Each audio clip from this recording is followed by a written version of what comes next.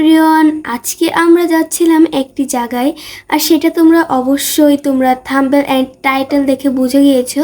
আর এখানে ছিল আমার আম্মু।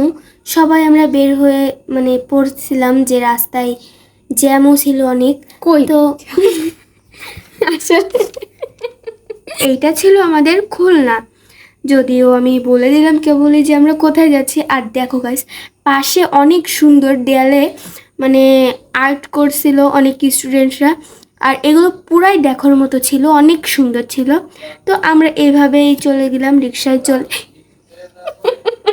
তো এখানে আমরা রিক্সায় উঠেছি, আর এদিকে আমাদের ভ্যানালা দেখাচ্ছিল।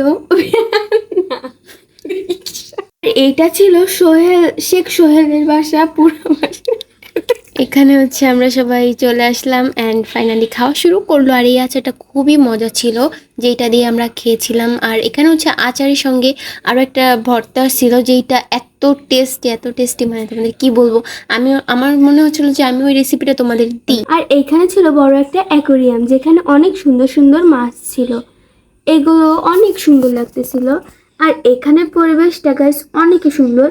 আর আমাদের পাশে বৃষ্টি পড়তেছিল, আর তার পাশে আমরা ভাতও খাচ্ছিলাম আচার দিয়ে। যদিও কি করবো, মজা ছিল, খুব মজা ছিল আচারটা। এটা ছিল আমের আচার, অ্যান্ড এটা ছিল মাংস। আর এদিকে আমার আম্মু কেক বানিয়ে আনছিল, সেই কেকটা এখানে খোলা হচ্ছিল। যেহেতু আমরা অনেক দূর থেকে জার্নি করে আসছি, সেহেতু আমাদের কেকটা ওরকম অনেক দূর না।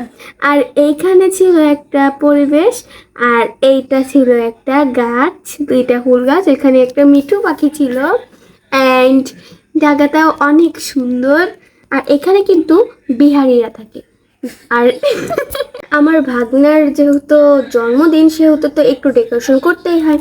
তো এইখানে ছিল আমার কিউট ভাগনা, আর সে একটা কেকে ফু দিচ্ছিল। ছোট মানুষ তো পারে না, ও বারবার ফু দিচ্ছিল, বাট ওইটা নিতেছিল না। আর গাইস, ও কিন্তু খুবই কিউট। এবার ওর 2 বছর পূর্ণ হবে। আর এইটা ছিল আম্মু, 3 বছর পূর্ণ হবে। আর এটা ছিল আম্মু, ওর আম্মু দেখতে মাশাআল্লাহ অনেক সুন্দর। আর বাচ্চাটা ওইটা, এই হলো ওর পরিবার। এই যে মা বাবা আর বাবা, মা বাবা ছেলে। এরপরে আমার ভাগনা কেক কাটতেছিল, আর আমরা সবাই মিলে খাচ্ছিলাম।